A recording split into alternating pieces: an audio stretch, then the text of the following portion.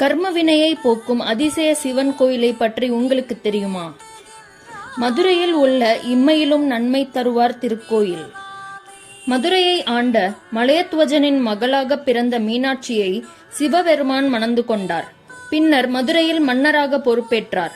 எச்செயலையும் செய்யும் முன்பு சிவலிங்க பூஜை செய்ய வேண்டும் என்பது ஐதீகம். எனவே ஒரு லிங்கத்தை ஸ்தாபித்து அதற்கு பூஜித்த பின்பு பொறுப்பேற்றுக் கொண்டார்.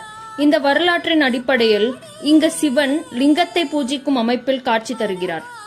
இப்பிறப்பில் செய்யும் பாவங்களுக்கு இனிவரும் பிறவிகளில்தான் மன்னிப்பு கிடைக்கும் என்பது பொதுவான வாதம். ஆனால் இப்பிறவியிலேயே செய்த பாவங்களை மன்னித்து நன்மை தருபவராக அருளுவதால் இவர் இம்மையிலும் நன்மை தருவார் என்று அழைக்கப்படுகிறார். செய்த பாவத்திற்கு மன்னிப்பு கிடைக்கவும், தலைமை பொறுப்புள்ள பதவி, கௌரவமான வேலை கிடைக்கவும் இங்கு வேண்டிக் கொள்கிறார்கள். இந்த கோயிலில் மட்டும் லிங்கத்தின் பின்புற தரிசனம் நமக்கு கிடைக்கிறது. இதற்கு காரணம் உண்டு. மேற்கு நோக்கி அமர்ந்து சிவபூஜை செய்ய வேண்டும் என்பது நியதி. இங்கே சிவன் அம்பாளுடன் மேற்கு நோக்கி அமர்ந்து லிங்க பூஜை செய்கிறார். எனவே லிங்கத்தின் முன்பகுதி அவர்களை நோக்கி இருக்கிறது. பக்தர்களுக்கு பின்புற தரிசனம் கிடைக்கிறது. இத்தலம் பூலோக கைலாயம் என வழங்கப்படுகிறது.